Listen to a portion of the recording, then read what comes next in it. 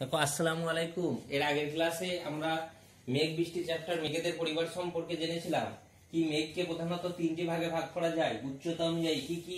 বেশি উচ্চতার মেঘ যেটা 20,000 ফুটের উপরে, মাঝারি উচ্চতার মেঘ যেটা 6,500 থেকে 20,000 ফুট, এবং নিম্ন উচ্চতার মেঘ 6,500 ফুটের নিচে মেঘটাকে নিম্ন উচ্চতার মেঘ বলা হয়। এই মেঘগুলো কি কি মেঘ আছে? বেশি উচ্চতার মেঘ 3 প্রকার, মাঝারি উচ্চতার মেঘ 2 প্রকার এবং নিম্ন উচ্চতার মেঘ 3 প্রকার। এই তিনটে মেঘেরই বৈশিষ্ট্য সম্পর্কে আমরা জেনেছি এবং লাস্ট উলম্ব মেঘ সম্পর্কে জেনেছি। চলো আজকের ক্লাসে আমরা মেঘ কিভাবে সৃষ্টি হয় সেটা সম্পর্কে জানবো। মেঘের সৃষ্টি, মেঘ কিভাবে সৃষ্টি হচ্ছে জানবো, তারপরে বৃষ্টিপাত সম্পর্কে জানবো। দেখো, মেঘ সৃষ্টি হওয়ার আগে কয়েকটা বিষয় তোমাদের মনে রাখতে হবে। কি? যেমন বাষ্পীভবন কি? জলের বাষ্পে পরিণত হওয়ার প্রক্রিয়াকে বাষ্পীভবন বলে। তোমাদের এগুলো শর্ট কোশ্চেনে করতে হবে। বাষ্পীভবন কি?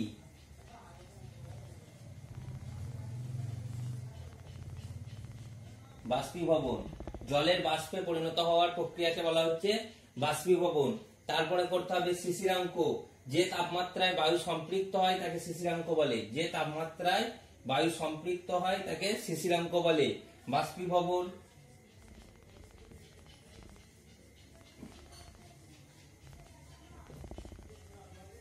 শিশিরাঙ্ক। 3 নম্বর ঘনীভবন।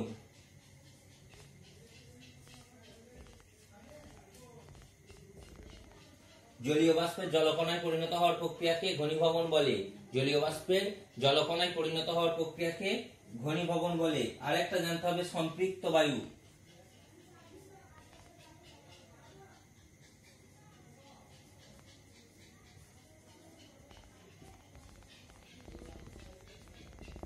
সম্পৃক্ত বায়ু কোন নির্দিষ্ট উষ্ণতায় নির্দিষ্ট পরিমাণ বায়ু যতটা পরিমাণ জলীয় বাষ্প ধারণ করে সেই পরিমাণ জলীয় বাষ্প থাকলে ওই বায়ু সম্পৃক্ত বায়ু। কোন নির্দিষ্ট উষ্ণতায় নির্দিষ্ট পরিমাণ বায়ু যতটা পরিমাণ জলীয় বাষ্প ধারণ করতে পারে সেই পরিমাণ যদি জলীয় বাষ্প থাকে তাহলে তাকে বলা হচ্ছে সম্পৃক্ত বায়ু। তাহলে কি কি আমরা জানলাম? বাষ্পীভবন, জলের বাষ্পে পরিণত হওয়ার প্রক্রিয়াকে বলা হচ্ছে বাষ্পীভবন। শিশিরাঙ্ক, কোন যে তাপমাত্রায় বায়ু সম্পৃক্ত হয় তাকে বলা হচ্ছে শিশিরাঙ্ক। ঘনীভবন, জলীয় বাষ্পের জলীয় বাষ্পের জলকণায় পরিণত হওয়ার প্রক্রিয়াকে বলা হচ্ছে ঘনীভবন। আর একটা জানলাম সম্পৃক্ত বায়ু। কোন নির্দিষ্ট উষ্ণতায় নির্দিষ্ট পরিমাণ বায়ুতে যে পরিমাণ সর্বোচ্চ জলীয় বাষ্প থাকতে পারে সেই পরিমাণ যদি জলীয় বাষ্প থাকে তাকে বলা হচ্ছে সম্পৃক্ত বায়ু। তাহলে এই বিষয়গুলো আমরা জানলাম। বাষ্পীভবন কি, শিশিরাঙ্ক কি, ঘনীভবন কি, সম্পৃক্ত বায়ু। দেখো, এটা মেঘ সৃষ্টিতে কাজে লাগবে, এই জন্য এগুলো আগে বলে দিলাম। এবার দেখো মেঘ কিভাবে সৃষ্টি হয়।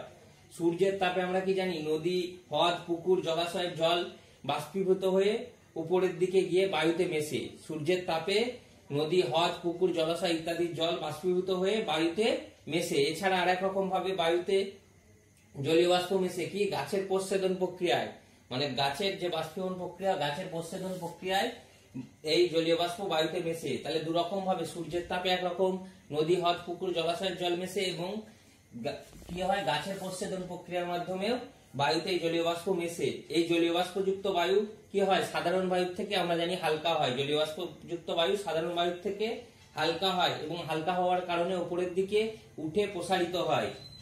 উপরে যখন যায়, উপরে কি হয়? আমরা জানি উপরে যত উপরের দিকে উঠা যাবে তত শীতল বেশি হয়। শীতল বাতাসের সংস্পর্শে সেই বায়ু ধীরে ধীরে ঠান্ডা হয়। আর কি জানি? যত শীতল হবে বায়ু তত তার জলীয় বাষ্প ধারণ ক্ষমতা বেড়ে যাবে। বায়ুর যত উষ্ণতা বাড়বে তত জলীয় বাষ্প ধারণ ক্ষমতা বাড়বে, এবং যত বায়ু উষ্ণতা কমবে তত জলীয় বাষ্প ধারণ ক্ষমতা কমে যাবে। জলীয় বাষ্প ধারণ ক্ষমতা কমে গিয়ে এটা ধীরে ধীরে কি হয়? শিশিরাঙ্কে পৌঁছায় এবং বায়ু সম্পৃক্ত হয়ে পড়ে। এই সম্পৃক্ত বায়ু কি হয়? যখন আরো শীতল হয় তখন জলীয় বাষ্প ঘনীভূত হয়ে ছোট ছোট জলকণায় পরিণত হয়, এবং এই জলকণাগুলো যখন বায়ুতে ভাসমান ধূলিকণা, লবণকণা, নানা ধরনের কঠিন কণাকে আশ্রয় করে ভেসে থাকে তখন তাকে মেঘ বলে। তাহলে মেঘ কি কাকে বলে আমরা আরো একটু সহজ করে বুঝি। নদী, হ্রদ, পুকুর, জলাশয়ের জল ইত্যাদি বাষ্পীভূত হয়ে বায়ুতে মেশে। এছাড়া গাছ প্রচ্ছেদন প্রক্রিয়ার মাধ্যমে বায়ুতে জলীয় বাষ্প মেশে। এই জলীয় বাষ্পযুক্ত বায়ু উপরে যখন ওঠে, উপরে উঠে শীতল বাতাসের সংস্পর্শে সেগুলো ঘনীভূত হয়, এবং ঘনীভূত হয়ে ছোট ছোট জলকণা বা কঠিন লবণকণা ইত্যাদিকে আশ্রয় করে মেঘ হিসেবে ভাসতে থাকে। তাহলে আমরা মেঘ কি আশা করি বুঝতে পেরেছি।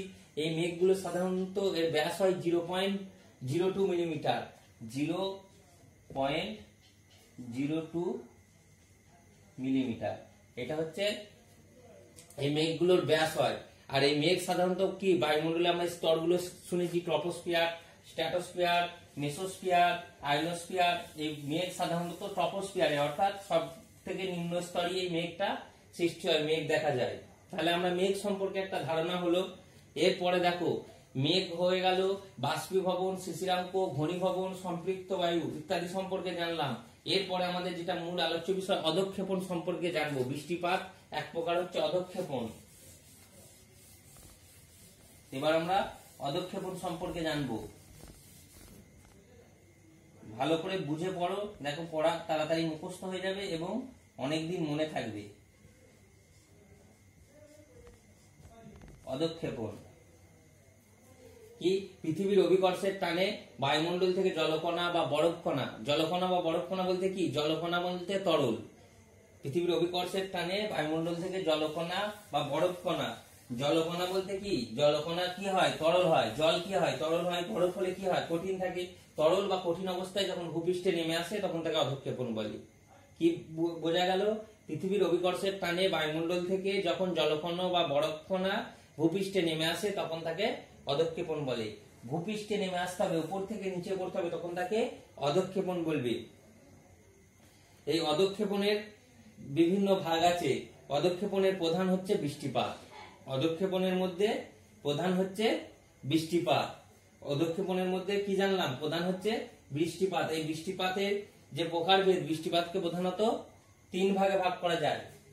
অধঃক্ষেপণের মধ্যে প্রধান হচ্ছে বৃষ্টিপাত। বৃষ্টিপাতকে প্রধানত 3টে ভাগে ভাগ করা যায়।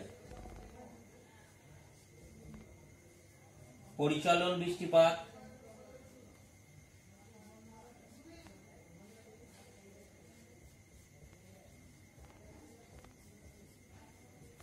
দু নম্বরে দেখো শৈলক্ষেপ বৃষ্টিপাত,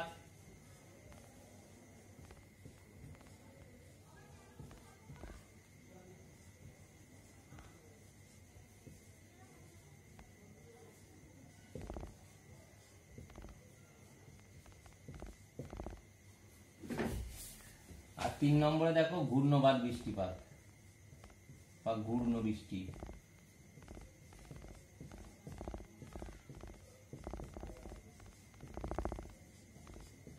তাহলে বৃষ্টিপাতকে প্রধানত 3টে ভাগে ভাগ করা যাচ্ছে: পরিচলন বৃষ্টিপাত, শৈলক্ষেপ বৃষ্টিপাত এবং ঘূর্ণবাদ বা ঘূর্ণ বৃষ্টিপাত। ঘূর্ণ বৃষ্টিপাতই করবে, ঘূর্ণ বৃষ্টিপাত। দেখো পরিচলন যে বৃষ্টিপাত, সেটা যে বৃষ্টিপাতের সংজ্ঞা সেটার সাথে যথেষ্ট মিল আছে। পরিচলন যে বৃষ্টিপাত, সেটা বৃষ্টিপাতের যে সংজ্ঞা সেটার সাথে মিল আছে। কি আমরা বৃষ্টিপাতের সংজ্ঞায় কি জানি? যে সূর্যের তাপে, যেটা মেঘ সম্পর্কে জানলাম সেরামি, সূর্যের তাপে নদী, হ্রদ, পুকুর, জলাশয়ের জল বাষ্পীভূত হয়ে উপরে উঠে যায়।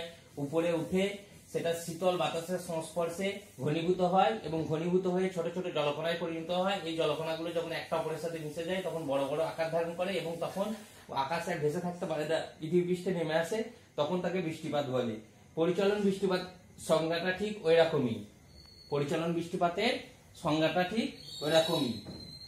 কি দেখো, সূর্যরশ্মি যে সমস্ত অঞ্চলে সারা বছর লম্বভাবে পড়ে, সূর্যরশ্মি যে সমস্ত অঞ্চলে সারা বছর লম্বভাবে পড়ে, কোন অঞ্চলে লম্বভাবে পড়ে? এইটা আমরা সবাই জেনে এসেছি ভূগোল পড়তে গিয়ে। কি বলো? নিরক্ষীয় অঞ্চলে সূর্যরশ্মি সারা বছর লম্বভাবে পড়ে। কোথায় পড়ে? নিরক্ষীয় অঞ্চলে সূর্যরশ্মি। এটা যদি পৃথিবী হয়, ধরো এটা পৃথিবী, এইটা ধরো সূর্য,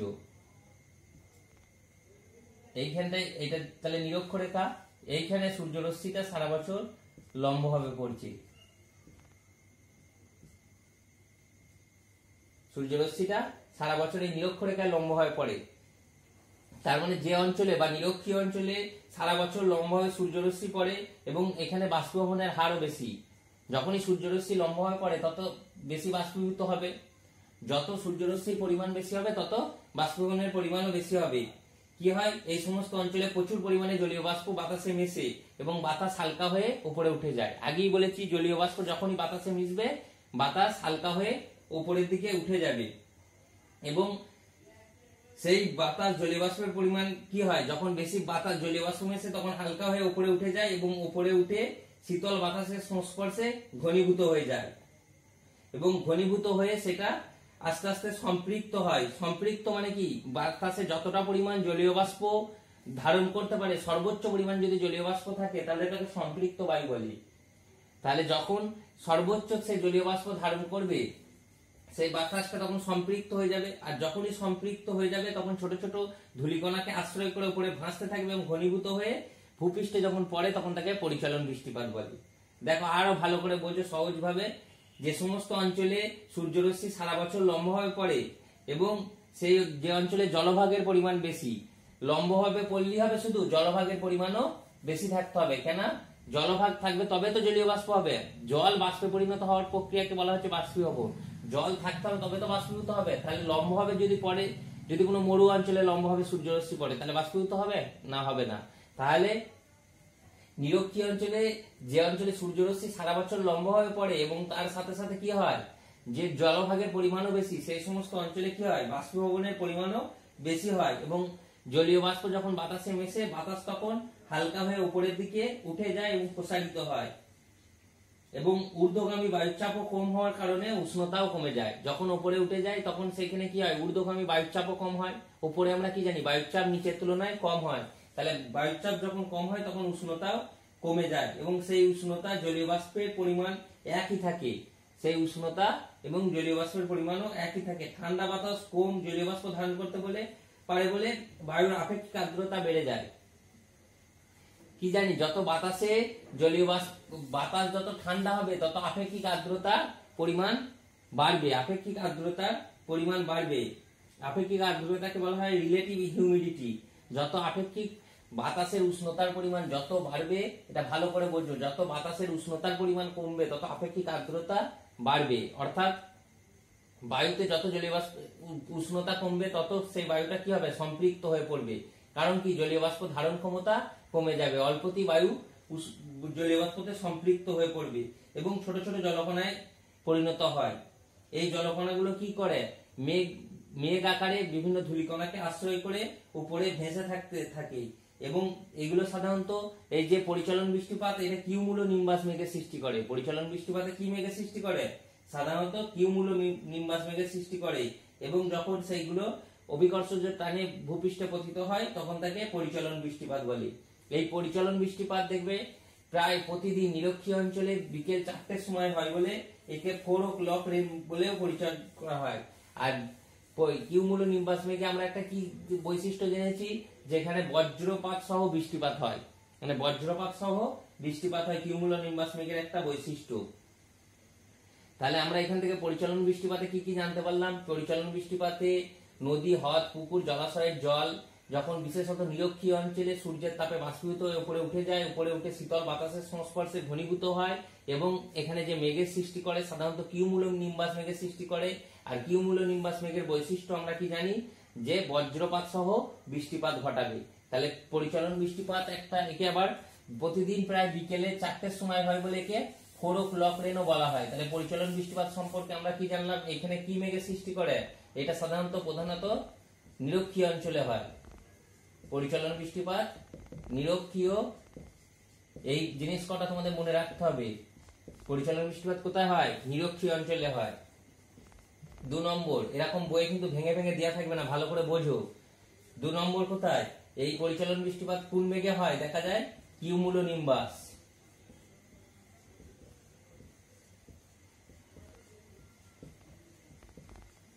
কিউমুলো নিম্বাস।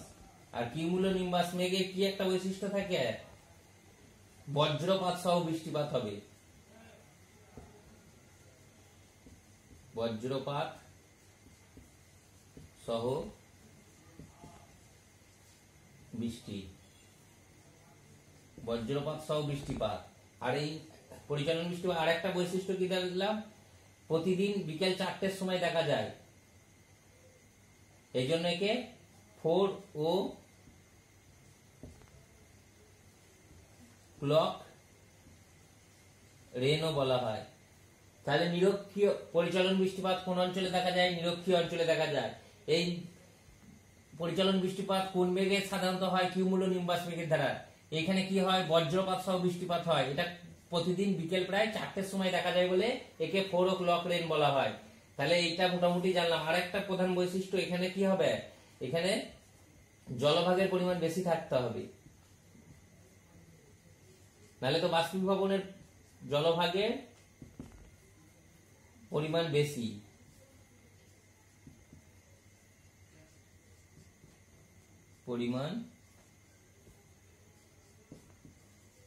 বেশি থাকতে হবে। তাহলে 5টা বৈশিষ্ট্য আমাদের বেরিয়ে এলো। এই বৈশিষ্ট্যগুলো কিন্তু মনে থাকলে তোমাদের পরিচলন বৃষ্টিপাত সম্পর্কে লেখা সহজ হয়ে যাবে। পরিচলন বৃষ্টিপাতের যদি ছবি আঁকো, দেখো ছবিটা এঁকে দিচ্ছি, তোমাদের সহজ হবে।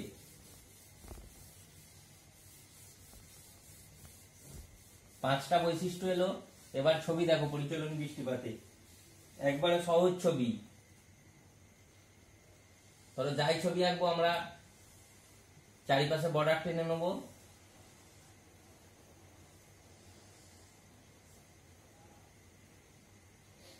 দেখো এইটা যদি আমরা সমুদ্র থাকে, একদিকে সমুদ্র থাকবে, একদিকে স্থলভাগ থাকবে, তাহলে জলভাগও থাকবে, স্থলভাগও থাকবে। এটা স্থলভাগ বোঝানোর জন্য কি করব? একটা গাছ এঁকে নিতে পারি, ঘর বাড়ি করে নিতে পারি।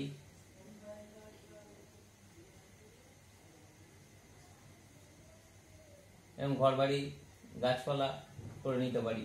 আর এদিকে এটা জলভাগ বোঝানোর জন্য জলের চিহ্ন করে দিতে পারি। দেখো তাহলে কি হচ্ছে? আর এই ওপরে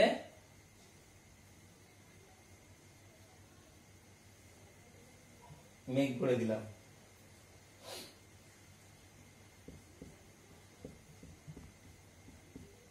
এইটা হচ্ছে পরিচলন বৃষ্টিপাতের চিত্র হয়ে গেল। দেখো সহজ, একদিকে থাকবে জলভাগ, একদিকে থাকবে স্থলভাগ, উপরে মেঘ থাকবে। আশা করি ছবিটা তোমরা সহজেই পেরে যাবে সবাই।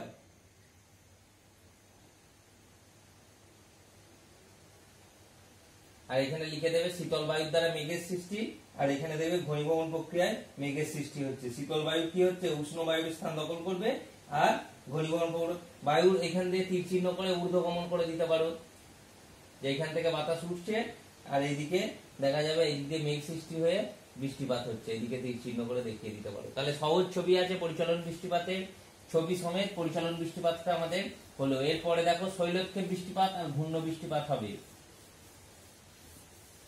আজকের ক্লাসটা আশা করছি একটু লং হয়ে যেতে পারে, দেখি যদি লং হয়ে যায় তাহলে পরিচলন বৃষ্টিপাতই শেষ করে দেবো। আমার মনে হচ্ছে আজকে পরিচলন বৃষ্টিপাতটাই শুধু করো, নাহলে চাপ হয়ে যাবে। এর পরের দিন আবার শৈলক্ষেপ বৃষ্টি আর ঘূর্ণ বৃষ্টিপাতটা একসাথে করিয়ে দেবো। তাহলে আমরা অধঃক্ষেপণটা সম্পর্কে আরেকটু জানি। আজকে যে টোটাল বিষয়টা হলো সেটা রিভিশন করে দিই, তারপরে আজকে টোটাল বিষয়টা একবার রিভিশন করে দিই, বাকি দিন আবার শৈলক্ষেপ বৃষ্টি আর ঘূর্ণ বৃষ্টি সম্পর্কে করে নেব।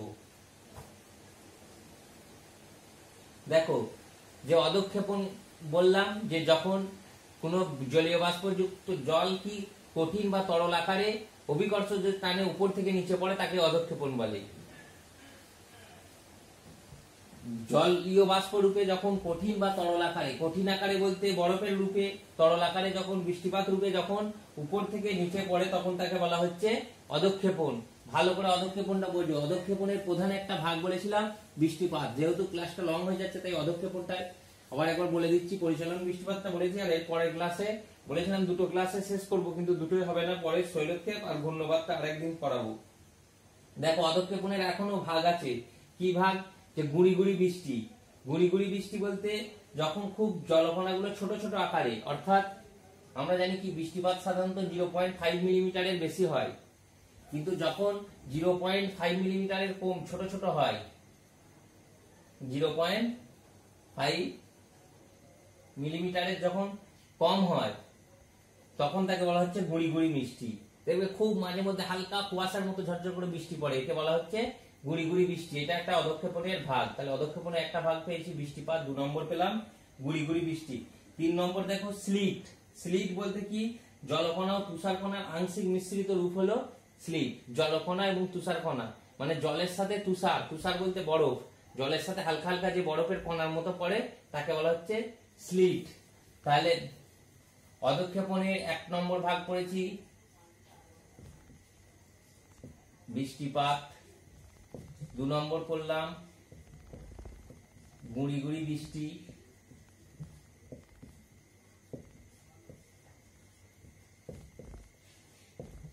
গুঁড়ি গুঁড়ি বৃষ্টি, 3 নম্বর পড়লাম স্লিট, 4 নম্বর পড়বো শিলাবৃষ্টি। এগুলো সব অধঃক্ষেপণের ভাগ। অধঃক্ষেপণের প্রধান ভাগ হচ্ছে বৃষ্টিপাত। শিলাবৃষ্টি কি? যখন কোন অঞ্চলে বরফের টুকরো বজ্রপাত সহ বৃষ্টির সাথে ভূপৃষ্ঠে ঝরে পড়ে। কি হয়? যখন কোন অঞ্চলে বরফের টুকরো বজ্রপাত সহ বৃষ্টির সাথে ভূপৃষ্ঠে ঝরে পড়ে তাকে শিলাবৃষ্টি বলে। আমরা কি দেখেছি? শিলাবৃষ্টি আমরা প্রায় দেখতে পাই যখন বৃষ্টির জলের সঙ্গে বরফের টুকরো ঝরে পড়ে তখন তাকে শিলাবৃষ্টি বলে। এই বৃষ্টিপাতের সঙ্গে যখন বরফের টুকরো ঝরে পড়ে তখন তাকে শিলাবৃষ্টি পড়ে। তাহলে অধঃক্ষেপণের ভাগ কি কি পেলাম? বৃষ্টিপাত, গুঁড়ি গুঁড়ি বৃষ্টি, স্লিট এবং শিলাবৃষ্টি। আর একটা থাকে দেখবে তুষার অঞ্চলে দেখা যায়, মানে বরফযুক্ত অঞ্চলে যখন তুষার মাধ্যাকর্ষণের টানে ভূপৃষ্ঠে ঝরে পড়ে তখন তাকে বলা হয় তুষারপাত। 5 নম্বর আর একটা করতে পারি তুষারপাত।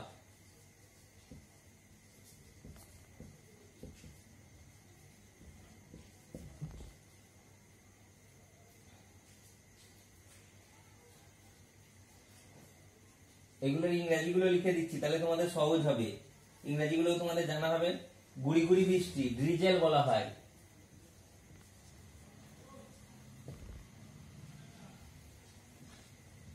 DRIZZLE ড্রিজেল বলা হয় গুঁড়ি গুঁড়ি বৃষ্টি। স্লিট এর ইংরেজি হচ্ছে স্লিট, SLEET স্লিট।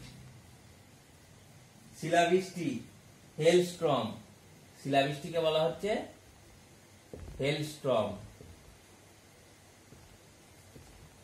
শিলাবৃষ্টিকে বলা হচ্ছে হেলস্টর্ম। আর তুষারপাতকে বলা হয় স্নোফল। স্নো মানে বরফ, স্নোফল। তাহলে গুঁড়ি গুঁড়ি বৃষ্টিকে কি বলা হচ্ছে? ড্রিজেল।